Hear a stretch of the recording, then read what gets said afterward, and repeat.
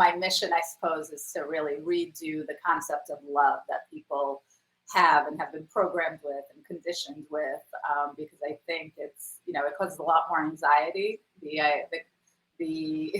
concept that we have of it, than it does create love and ease and relaxation. Hey, I'm your host, Ronja Sakata, Queen of Joy, that's how my friends call me, talking to you from Zurich, Switzerland. I want to make this world more joyful and playful and colorful because we don't have a guarantee for tomorrow, so let's enjoy today. Will you join me? I'm all in.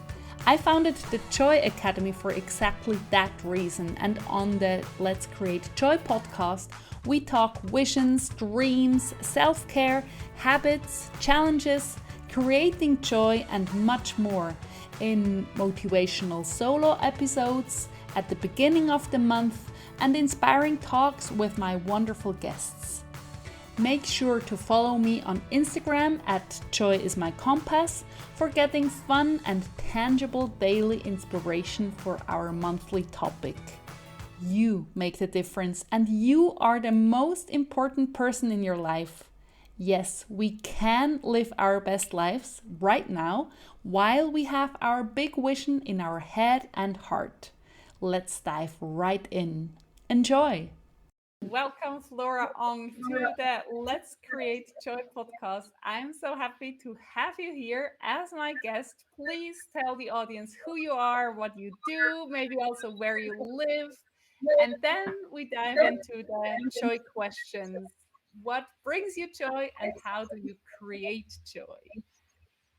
Okay. Hi, Ronja. Thank you for having me. I'm excited to be here. My name is Flora Ong. I am the founder of Redo Love, and I'm a dating and relationship coach. I focus on attachment styles as a way to help people understand their subconscious motivations so that they can actually find the love that they want and deserve.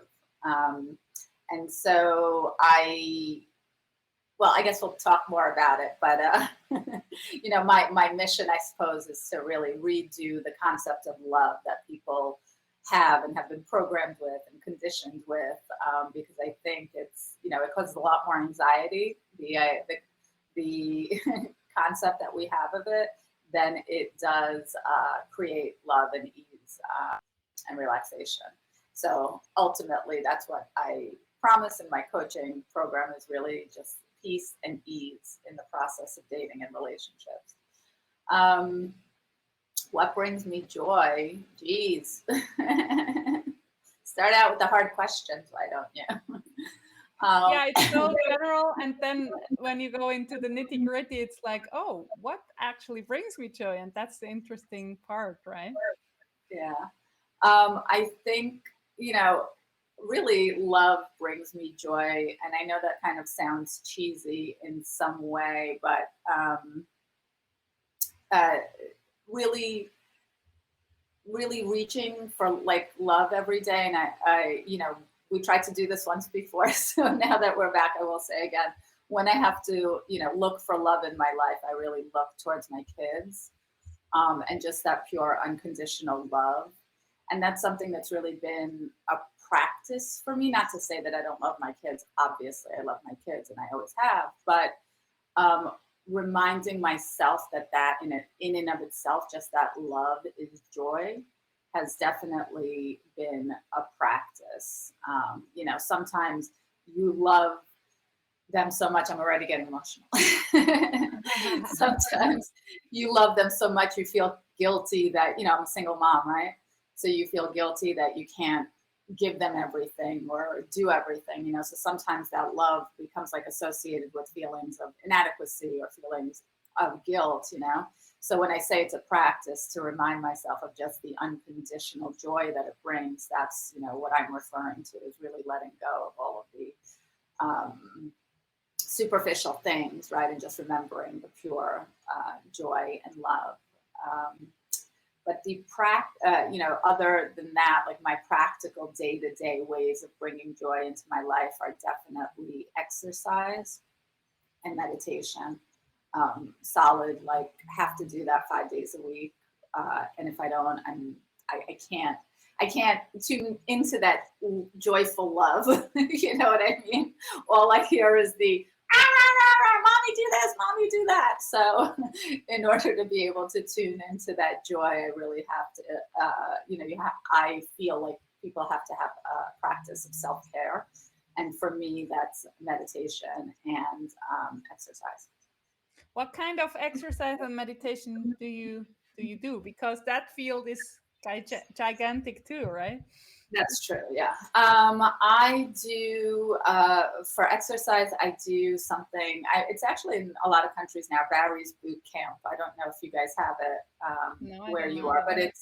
it's kind of like this HIIT style exercise. It's pretty aggressive and pretty intense. I used to do CrossFit, which I loved.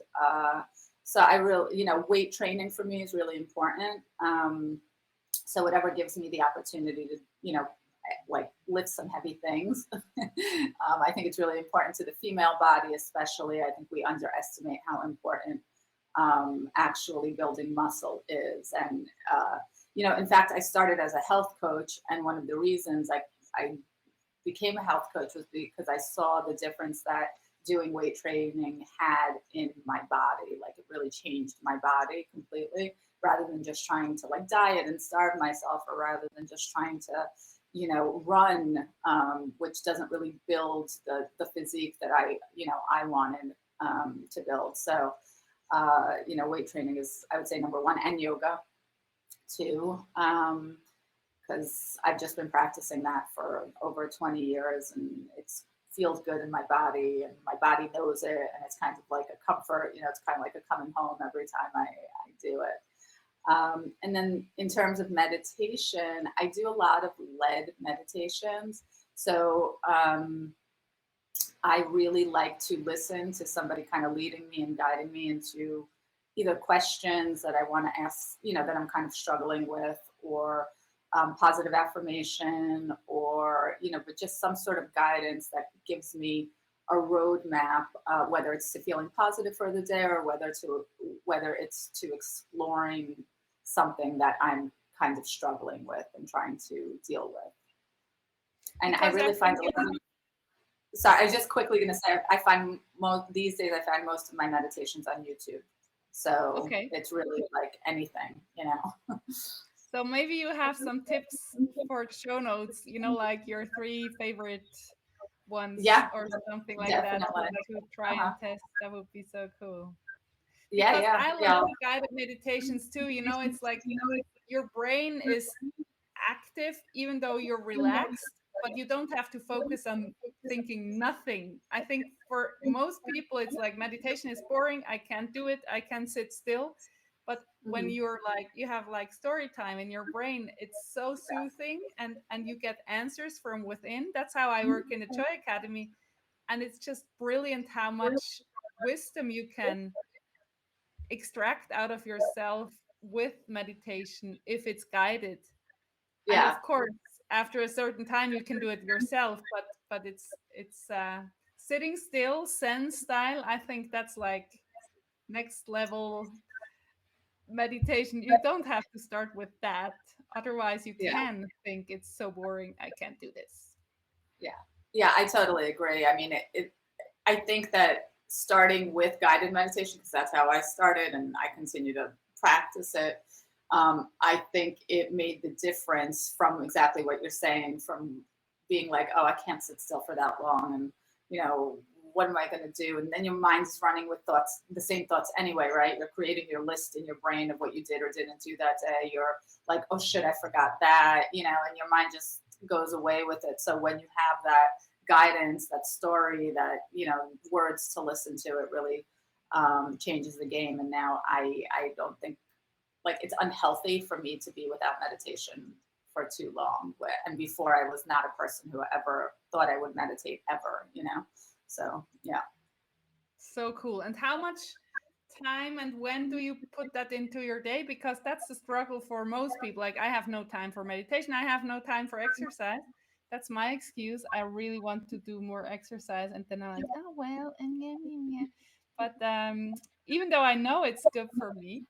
So can you tell us your secret how to be consistent with both of these practices? For me, so there's a couple of things that I will say. It's one of the reasons that I think we don't do it is because we're constantly focused on, oh God, I got to get out of bed. Oh God, I got to like, get dressed right now and go to the gym or wherever, or go like sit down and be still. And there's this whole, you get caught up with the whole idea of like what you have to do to get to that thing that you kind of sort of don't really, that seems intense or heavy to do. And it's like overwhelming. And we forget to think about how we feel afterwards, which is really why we do it, right? There's never been a time that I've gone to exercise and I've been like, damn, I regret doing that. I've never once walked out of a class, even if I wasn't at my best and I was feeling weak. I was never like, oh, I shouldn't have come today. There's never been one time like that. And if anything, it always makes me feel, better. It makes me feel like I've accomplished something in the day. And, I've gotten this thing that is important to be done. And ultimately, again, it really is, it's not because if it's for superficial reasons, like I want to be skinny or, whatever the superficial reason is, it's not going to work. If you start to see the actual mental health benefits that this stuff has for you, then it's like you kind of can't live without it. Like you might go a few days, or this is what happens to me once in a while ago, like 2 days. And I'm like, oh my God, I'm losing my mind. I can't sit still. I'm completely anxious. I don't feel good. My mood is down. I'm nervous, unnecessarily. And then I'll just go next time. I was like, oh, it's good. Like everything's okay. I let it all out. I got all that, like all that nervous energy I had has an outlet now, and I think when you go from not exercising to exercising, that's the hardest part because it's your mind, your subconscious mind does not believe that there is this great benefit on the other side. So in the beginning, there was a little bit of like you do have to kind of like push your way through that first initial period where you're just you're not seeing results, you're not feeling great because it's hard, but that pushing through and getting to the place where it feels good, that is what your subconscious needs in order to believe in the benefits, And that's kind of with everything, right? One of your most famous TikToks is don't send the text. I love that one. If you write out the text to your new lover or the old lover you're not sure about anymore, in a note before you send it, don't send it. I love that so much. And that's kind of a habit too, like, well, I have to do that because that's what I do, right? And then you Right. you guide people to push through to build new habits in that realm. Yeah, I mean that's ultimately that's what I do, and it's not about. It's funny because TikTok is such a funny place, right? People see one TikTok and they're like, you can't give advice like that. I mean, for the most part, that one had really positive feedback, but then there's these people that are like, you can't just dole out advice. But the reality is with the subconscious, right? Like that's like ultimately I do focus on attachment styles, but they're just for me like into your subconscious, right? And so your subconscious is responsible for 95 to 97% of every decision you make. Sorry, so you better be good friend with your subconscious, right? Like that's right. It's crazy. Yeah, you better know what's really leading you. And the thing with the subconscious is it always seeks the familiar. It's comfortable in the familiar, even if the familiar is not healthy, even if the familiar is toxic, even if the familiar is not good for you, it always seeks the familiar because it knows how to deal with it, right? And so that's why you see people going, eating a lot. Like we just started talking about that, right? Like I have this habit of eating at night, right? Because there's like a subconscious comfort in food for me, right? But like in terms of relationships, which is like really what I focus on, um, you will. This is why a lot of people end up continuously in toxic relationships or continuously in abusive relationships, even because there's a pattern that formed when they were very young, before they can even remember, and they now relive that pattern all the time, right? They're just constantly reliving that pattern, not because their conscious mind understands, like, this is not good for me, this is not healthy, this doesn't feel, I know this is wrong, but their subconscious is comfortable within that environment because that's all they've ever known, and that's how they've kind of been raised, in one way or another, some version of that, and they, continue to do the same pattern over and over. So all the way back to that text, to that TikTok about the text, it's not so much about sending or not sending the text. It's more about not doing what you normally do, right? Because your subconscious, so like interrupting the pattern. Exactly. That's right. But I just like the fact, if you are with somebody where you can't just write a text and send it, you have to first rehearse and tweak it before you can send it. That was really like, oh wow, that's a big thing. That's like, Yeah. you realize like, oh, I see the difference. When I text my friend, I can just write a text and send it without overthinking. But if I do that, that's probably when I shouldn't send the text. I love that. It's so I'm clear, glad. It's like, oops, you busted me. I appreciate that you got that like nuance of it, right? And I think what happens too in this day and age, especially with like online dating. Remind me where you are again. You're in Sweden, In Zurich, is that right? Switzerland. Oh, Switzerland. Okay. So I don't know. Is online dating as big there as it is in America? I think so. I met my husband before Facebook, before Instagram, before anything like that. It was only email, no Skype, no anything.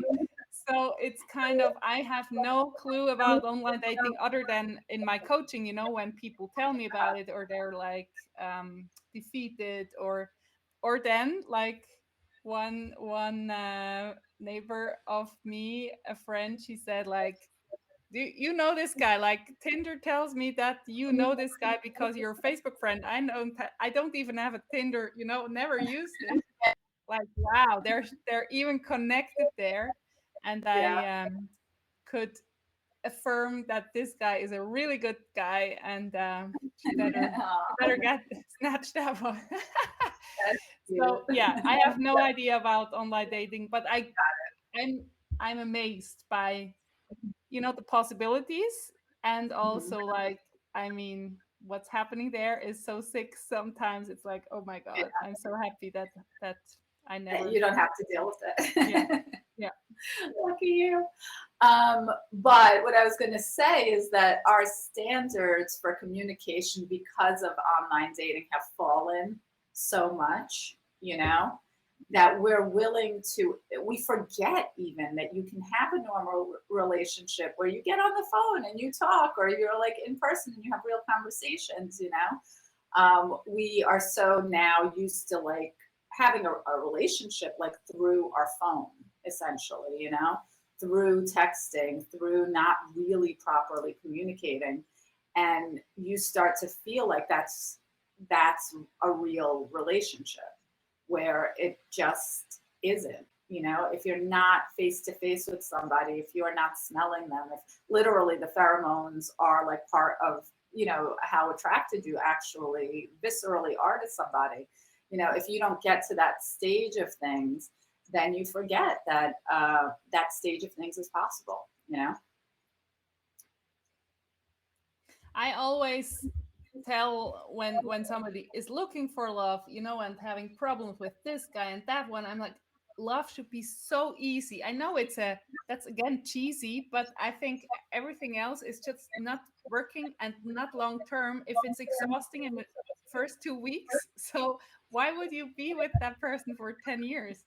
Like, it should be easy, it should be fun. You should say what you want anytime, and don't like overthink it, and just like if it works, it works, and otherwise it doesn't. And then just it can be a friend maybe, but like, come on, people, it should be so easy. I don't know if that's just It's like a cute device, but not at all realistic. But I think we shouldn't be realistic, you know, in nothing.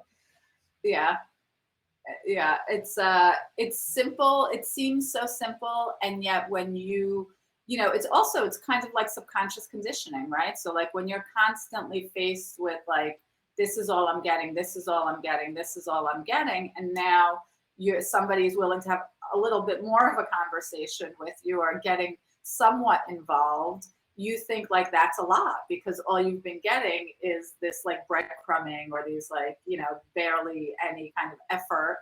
And so when somebody's willing to do like one extra thing, you're like, oh, this is better, this is good, but it's not good. It's just better than, you know, the crap that was here. And so, you know, reminding reminding people that, you know, you can have that, you can have ease, it can be like relaxed, it can just happen, it can be organic, it doesn't have to be forced and pulled and pushed. But you know, it's hard again when you're subconsciously like programming yourself like just in your phone all the time to really remember that, you know, there is this whole other normal relationship to be had somewhere. And how do you coach your clients? Like, if I would be a desperate online dater, and like, where is my dream guy? What do you do with me?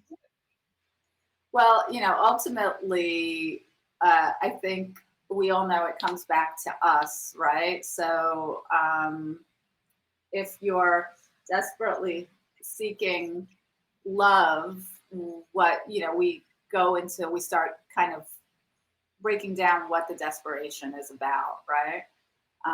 And I do a lot of work with programming and conditioning and breaking down like all of the messaging that you've gotten growing up as a result of your culture and where, you know, how you grew up and the ideas around love, right? And that, again, that's like why the name of my brand is We Do Love, because we've received these messages that we're supposed to find the one, and we're supposed to get married, and we're supposed to stay married for 60 years and be happily ever after the whole entire time.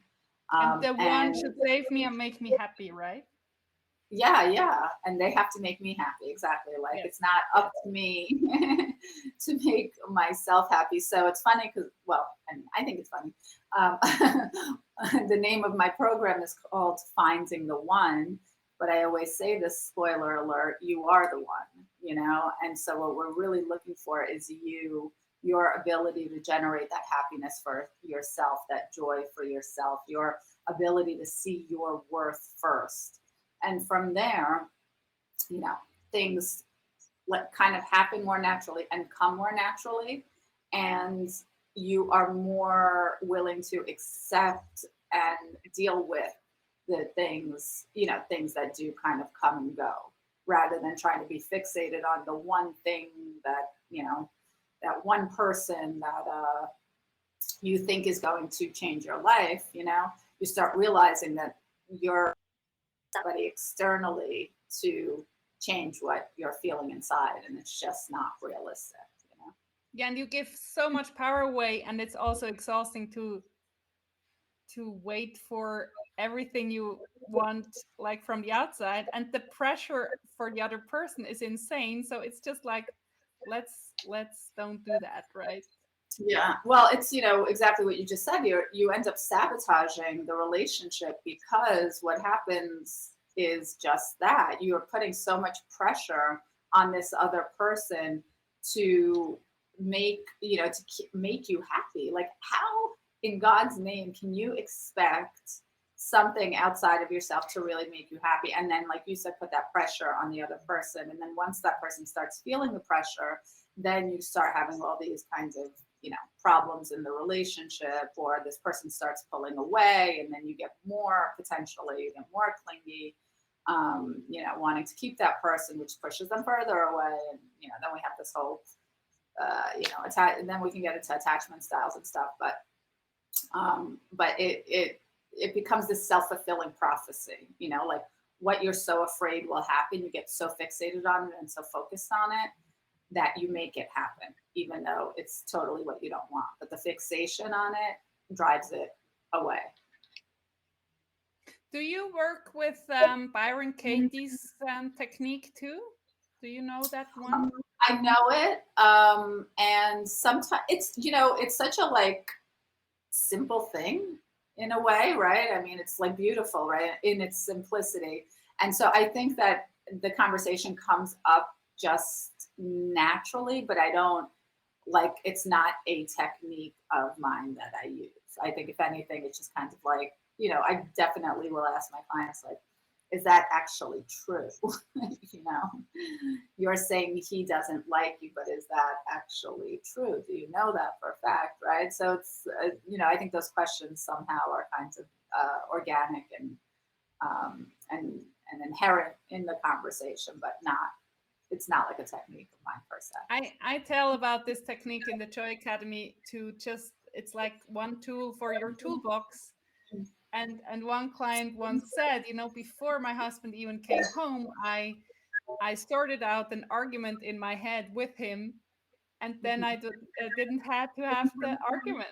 And that's just brilliant, I think, because so many things are just in our head, like he should have done this or whatever.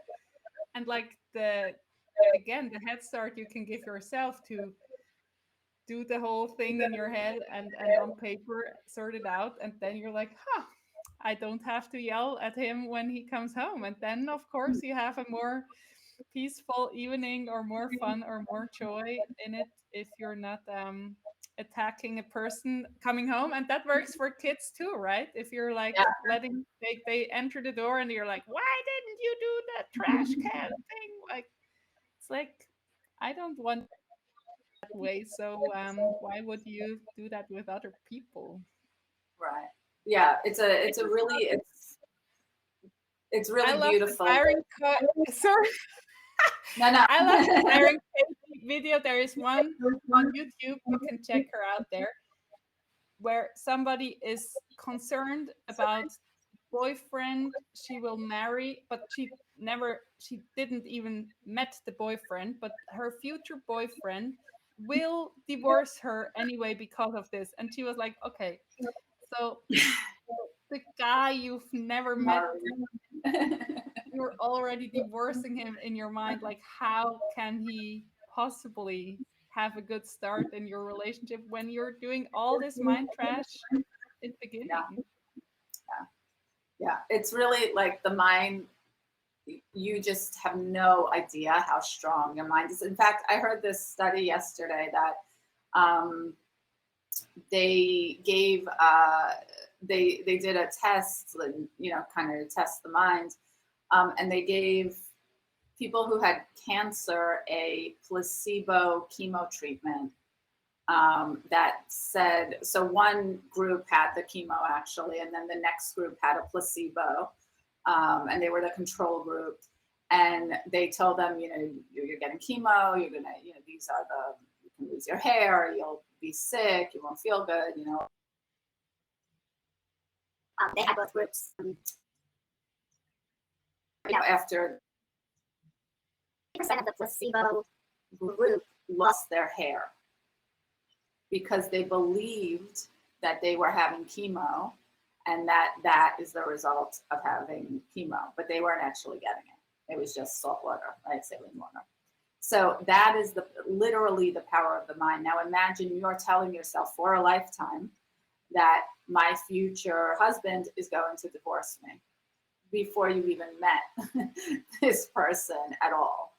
You are just you create your own reality, right? Like you actually, with your mind, the things that you say to yourself, the way that you speak to yourself creates your reality. And I say this coming from New York, coming from a Russian Jewish background.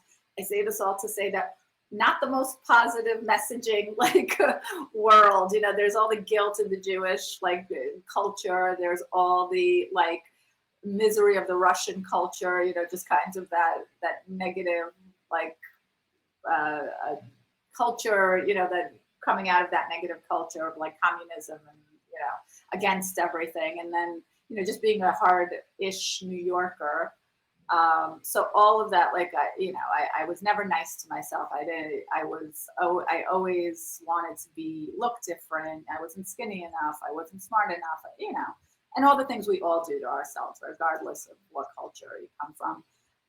But I have been able through this work that I've done and this work that I offer in my program, you know, really been able to change the way that my mind works and see how the difference between what it was like to be in that negative mindset versus what it's like now to have the tools to get myself out of it, even when my brain does go there.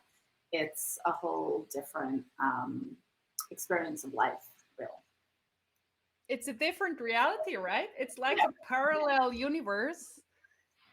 And that's what's fascinating to me. By the way, I hate that cancer study. Like, couldn't they have told them like you will get so much healthier? You know, like losing the hair is a brutal proof for placebo Yeah, effect. It could have been a yeah. positive one.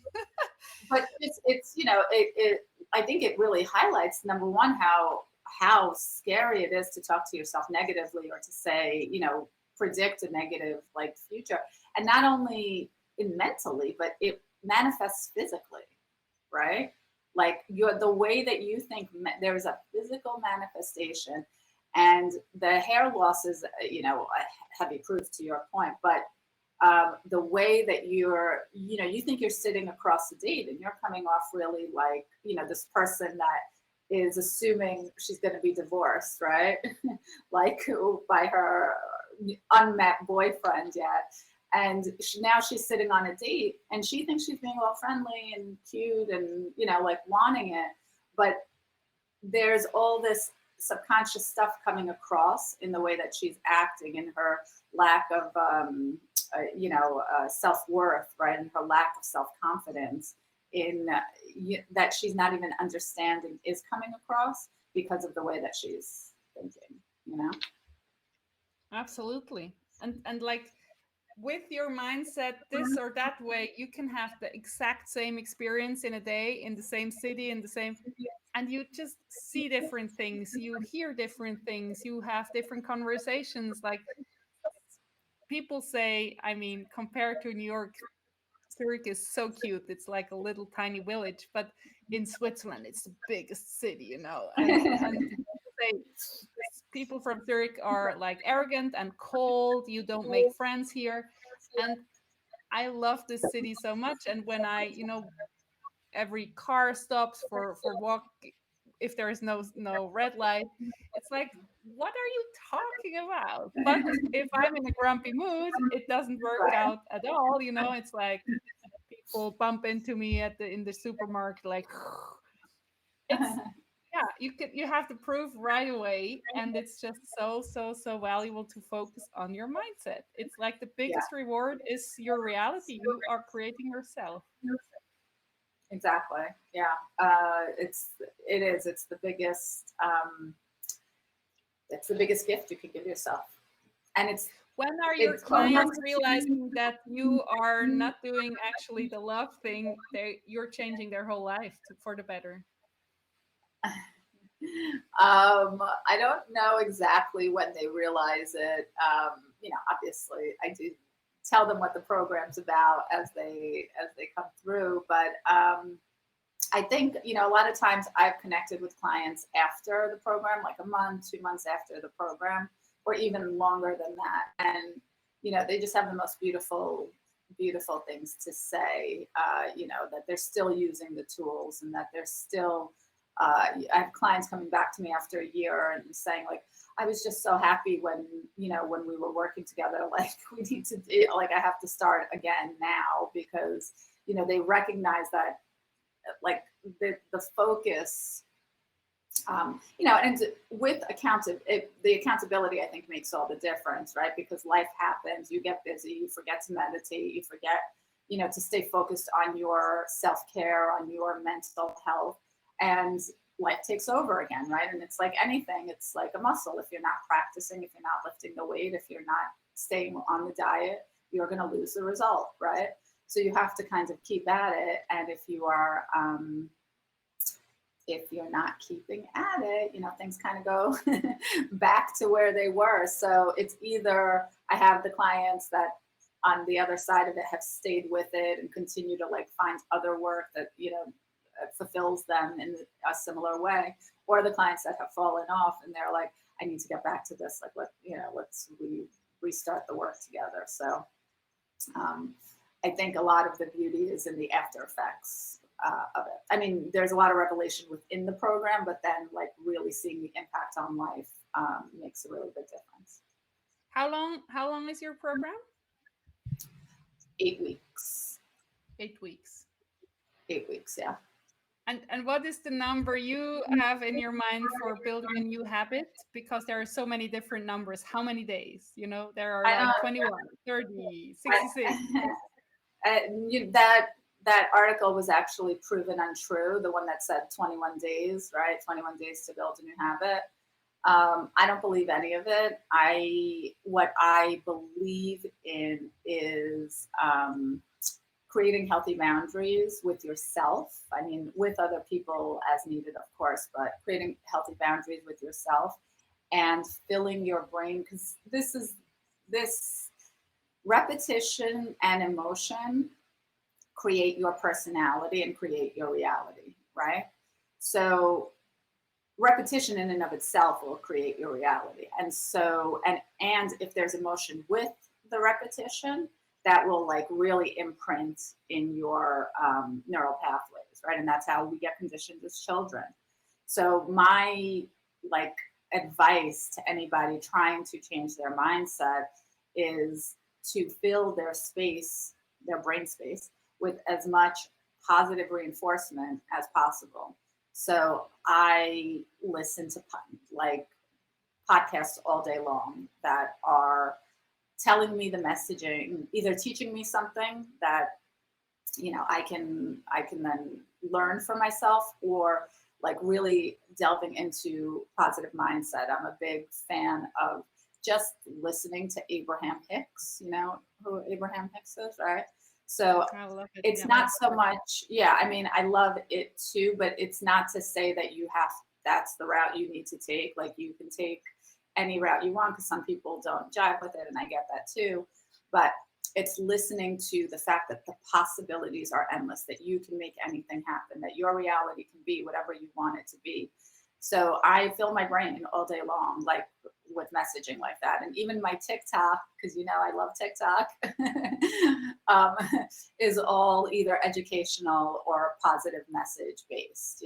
There's nothing in there that is leading me down a path of like negative thinking. And if it is, I just don't, if I see something like that, I just don't watch it, or I just don't look at it, I swipe it away. So it doesn't feed my conditioning, because I understand now what creates my mindset, right? So I want to fill that with as much positive messaging as possible.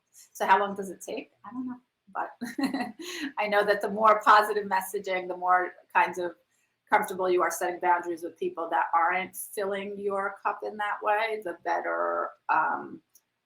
better your mind will end up naturally being. Yeah, and it's like eating food. If you put crap into your body, it reacts to that. And if you eat, I'm not a fan of like you need clean eating 100%, but if you enjoy this burger of whatever chain really, really, and all these French fries, I think it's just a good thing then to eat that. But like unconsciously consuming crap with your mind or your body is just has an impact. Yeah, it really does.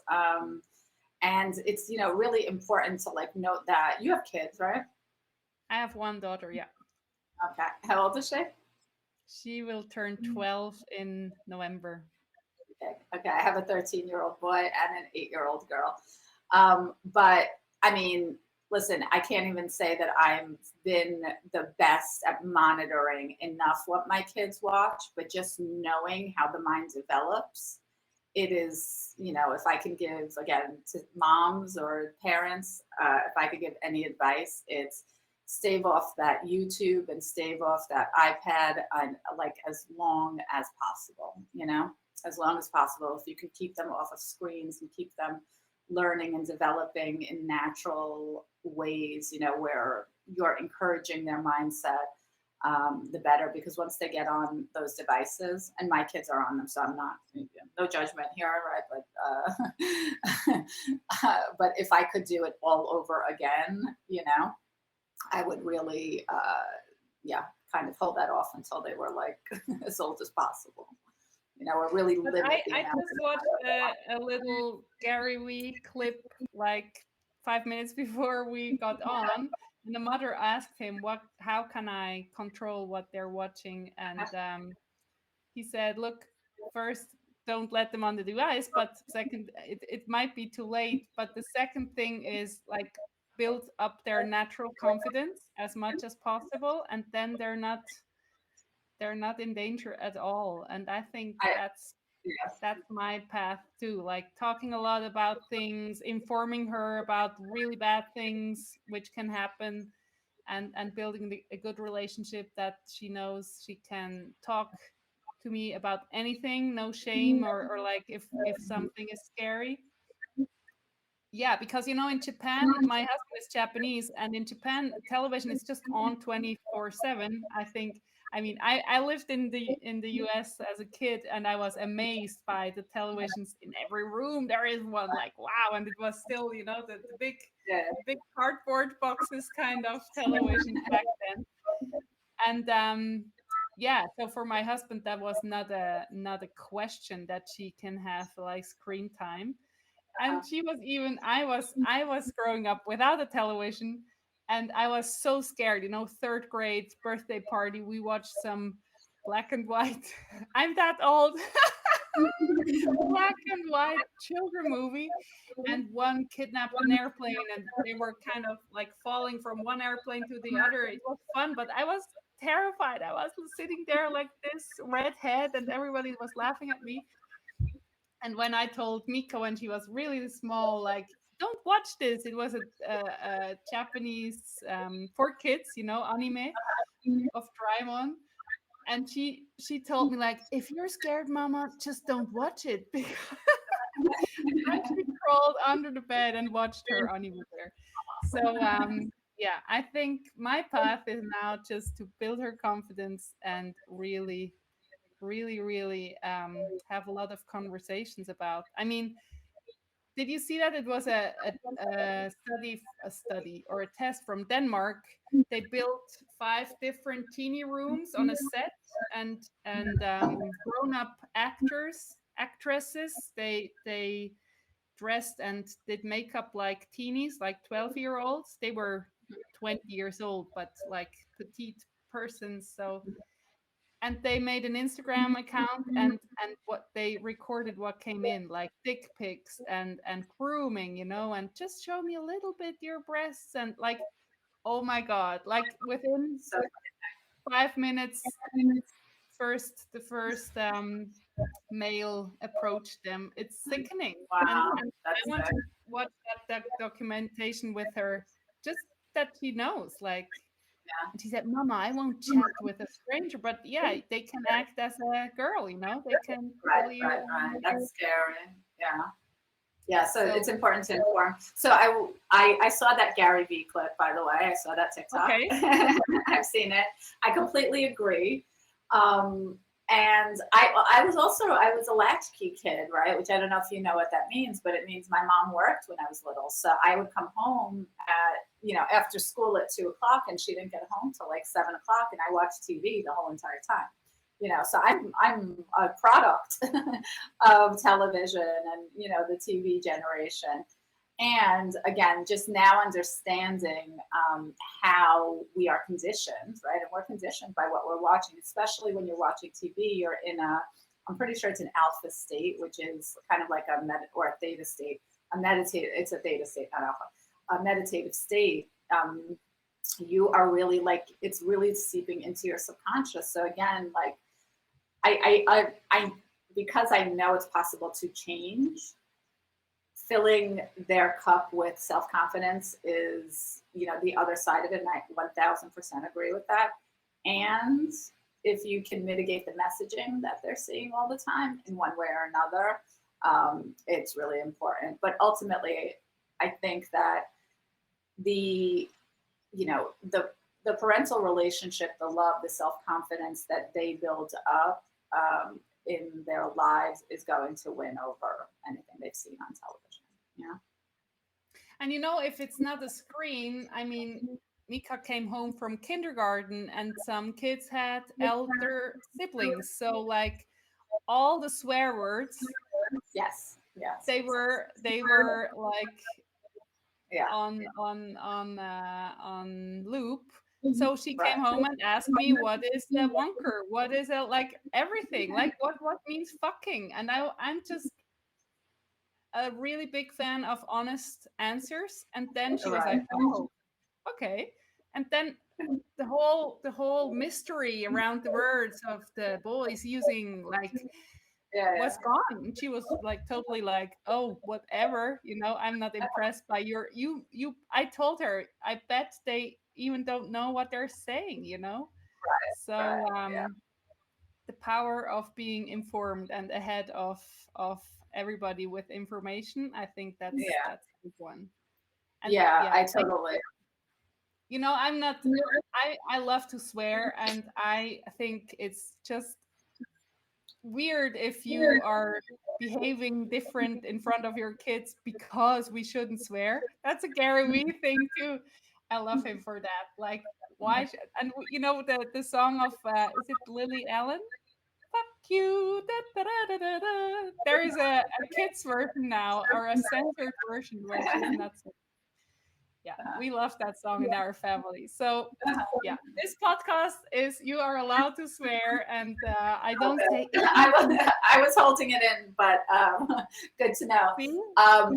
Yeah, I agree too. I've always let my kids listen. I listen to a lot of rap music. There's a lot of cursing, whatever, and they know that it has. Talk about it and what's in the lyrics. Like then you can choose. Say, well. I don't use that word because I choose so. So yeah. I think I agree. This whole censoring, like the beep beep in America, like come on, it's for so what? What's the point? What's the point? Don't get me started on America. I'm ready to leave. I love America so much. I was living in Iowa City. Oh, really? Total, we were there a whole year and we had such a great time. My father was working there in a hydraulic research lab and a lot of international cool people. And we're still in touch. And the children of them, we were friends, or we are friends. And now our children are friends. So it's so, yeah. So I have a deep love for America. And then I'm amazed about some things like, okay. I'm gonna start talking to you soon about adopting me so that I can move with you to Switzerland. Yeah. Switzerland. I don't know what age the adoption thing is cut off, but I need an in. I think Switzerland is so beautiful, but it's there is a culture shock of another kind, because we're stubborn, narrow-minded mountain people without any outlook to the world. We are so on our own, we're not participating in the EU, and we're self-sufficient. No, we're not. Like, oh, come on. Yeah, it's but I love to live here, and it's a good mix. Yeah. Well, I mean, I won't get into the politics of America right now. I don't think that's what this joyful podcast is about. I wanted to say that's not bringing a lot of joy at the moment. So yeah. So in your in your everyday life, you said meditation, workout, that's like a set thing 5 times a week. What are like the little sprinkles you put into your day, like the little moments? I'm sure you are aware of them because I think there is like the trick and the beauty lies in the little things and appreciating them. So, what are some of your favorites? So I actually have affirmations in my phone that are, kind of like an alarm every 3 hours. They come through, and I take a moment to look and remind myself, that like this is that, and I can say it's been really working well. Some of them have really. Yeah, it's a great reminder, of things. And even if you don't believe them at first, just kind of seeing them every day, you start recognizing. Again, it's like the subconscious thing. It's like the repetition starts to make you believe it. And just there's something called your reticular activating system, right? I don't know if you're familiar, but it is, basically it is the mind's filter. And so, because we see so much stuff all day, it would be impossible for our mind to hold everything, right? So when you like say, oh, I want to buy a white car, you start seeing white cars all over the road, right? And that's your reticular activating system focusing on that thing that you now want or are thinking about. And so that these affirmations kind of help, right? Because one of my affirmations, let's say, is I get everything I ask for, right? And I start noticing like, oh, I'm going to go somewhere and I'm worried about parking. And I'm like, no, I'm going to find parking. Find parking, like, or, small little things, but these small little things start becoming true, right? Now, everything I asked for, it kind of happens, right? And so now I'm like, oh, what's next? So it's kind of like, it's playing with the neuropsychology or neurobiology of the mind itself, right? And using that knowledge to then help you achieve the things that you are trying to achieve and, bring joy into your life. So that the affirmation thing is like one of the small things that I do. And then, for me, connecting with people is really important. So I do work from home, but I, schedule Zoom calls, even this conversation, right? For me, it is like, it's giving me life. It's giving me joy. It's giving me love, because I love to do this and I love to talk about this stuff. So, just making sure that I have my personal connections throughout the day, one way or another, whether it's through what I do, which I love, or whether it's just kind of getting on the phone with a friend and making sure like I get connected, or with my mom or my grandfather or, my kids. That really brings me, to homeostasis, I would say. Is your homeostasis joy? That's so cute. Is my homeostasis joy? I would say it's content. It's feeling fulfilled. I would like to think it's feeling fulfilled. Not always, right? We're all human. Yeah, but like homeostasis is not always Yeah, achieved too. yeah, Like, yeah, exactly. So I would like to think it's like contentment. I've done what I, set out to do kind of for the day. I'm on a path like that. I know where I'm going. And it feels, I feel supported. And when I say that, I don't mean by like necessarily other people, but just supported kinds of by, let's say, the universe, or, I believe that the universe is my higher self, right? So that there's like something, somebody, some version of me watching out for me today, So yeah. But joy is like, joy. There's bits of joy throughout the day. I wouldn't say that the whole thing is always yeah, joy. but content is very close to joy, right? It's like, but yeah, sometimes content means joy for me. Like joy, sometimes it's loud and sometimes it's very quiet. Like just this.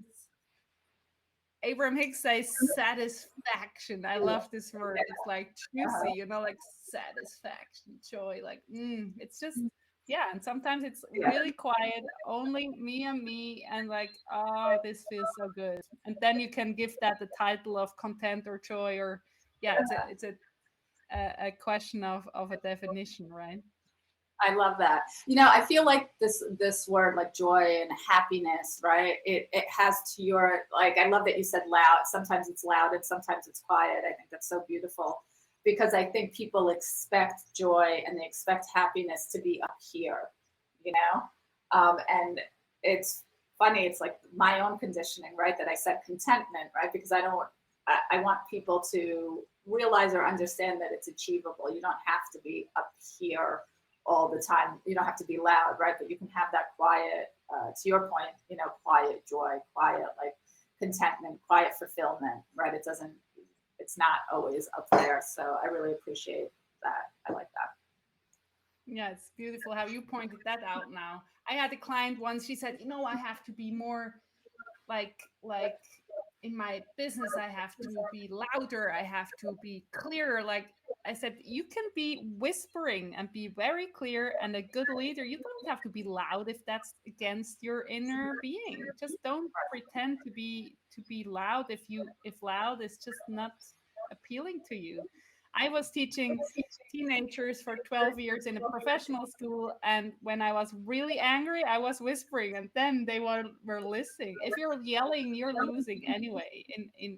But even if in a fight with a partner or a kid, like if you're whispering, like don't do that, then it's really powerful, I think. So yeah, it can be loud, it can be quiet, anything, I think.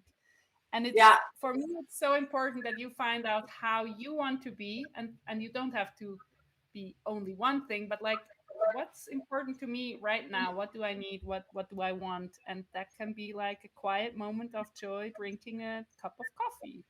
Period. I love Period. that. Yeah. I You love don't that. need to go bungee jumping all the time, for excitement. I'll tell you a quick story about my grandfather, who's never raised his voice, not once. He's the smartest, most wise man I've ever known. He's 95 years old right now, and he's still got all his Wow. senses about him, and he's still doing his thing. And when I was when we were young, we were staying at their house, at my grandparents' house, and we snuck out, and we came home, and we knew that we had locked the door, right? But we had our shoe, me and my sister, we had our shoes in our hands, right, trying to be quiet coming in. And when we went to unlock the door was already unlocked.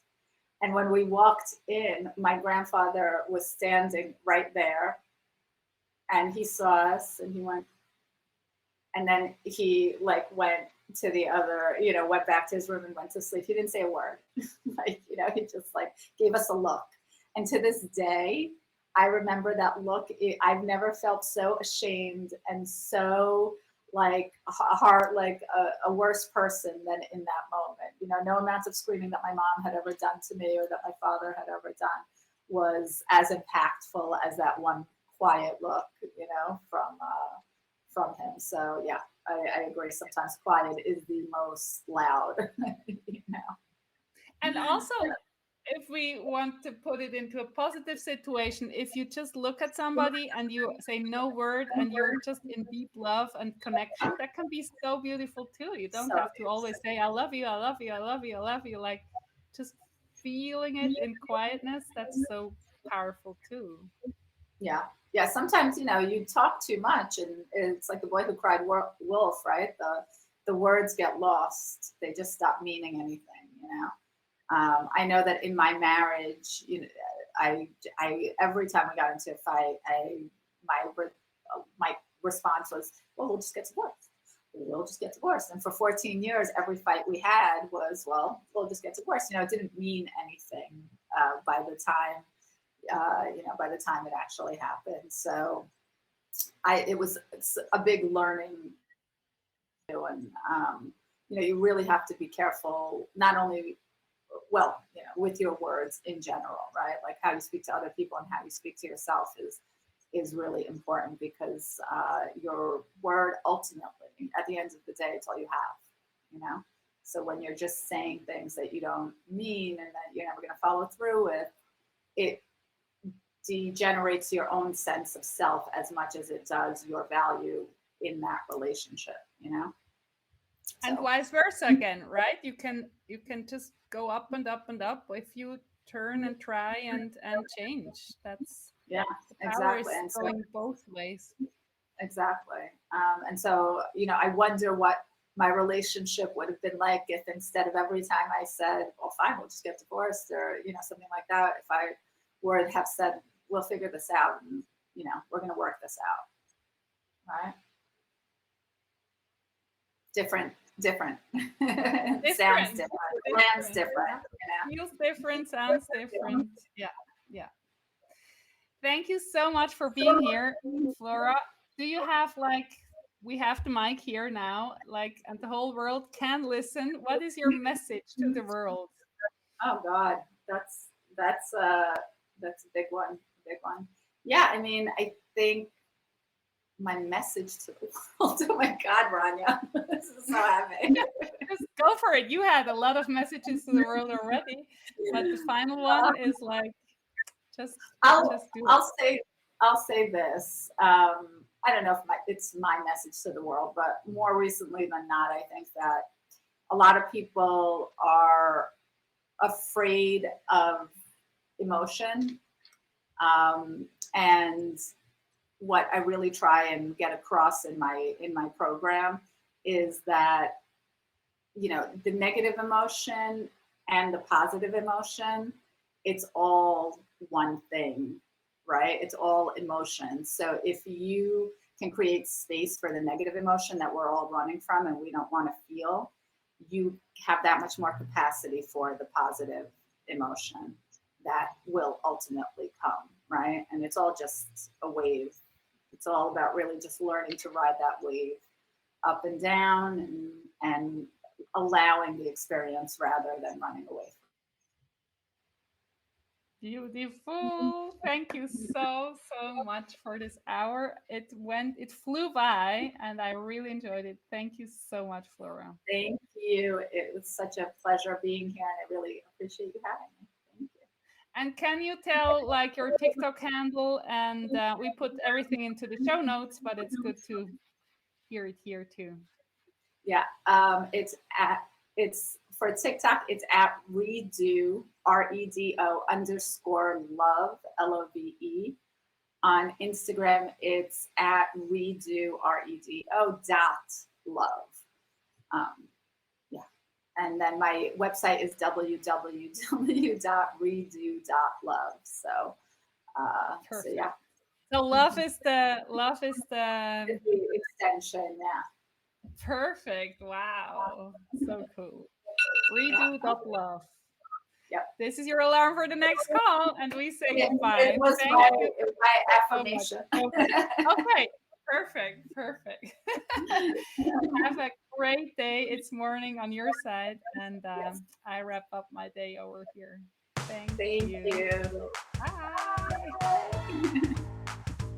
This intro with Flora was just so interesting and so amazing. I hope you have a ton of takeaways for yourself if you are in a relationship or if you are looking for love.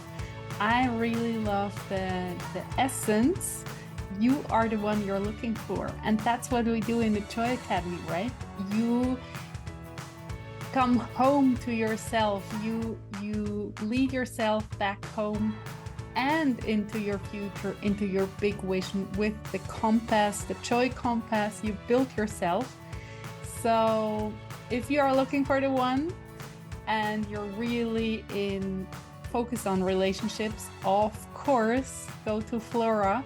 And if you are looking for a holistic, all life areas kind of redo, like redo love, redo life, you are absolutely perfectly at home in the Joy Academy. I wish you a glorious time. As you know, it's the second second to last. Like there will be 2 more interviews in this season of the podcast, and after that, I will take a break. I will be back for sure, but with a different, I think, a different style. I have to redefine what I want to do with my podcast. It will be about joy, don't you worry. It will be with absolutely fabulous people, persons like it was up until now. So enjoy the next 2 episodes and take care of you. And if you want to know more, check out the absolutely amazing show notes my assistant Fiona always writes for these episodes. So check the show notes, check the resources Flora and I talked about, check her website out, and go and check out the Joy Academy. Bye bye. Have a great evening, day, wherever you are, whatever time it is in your world. Bye.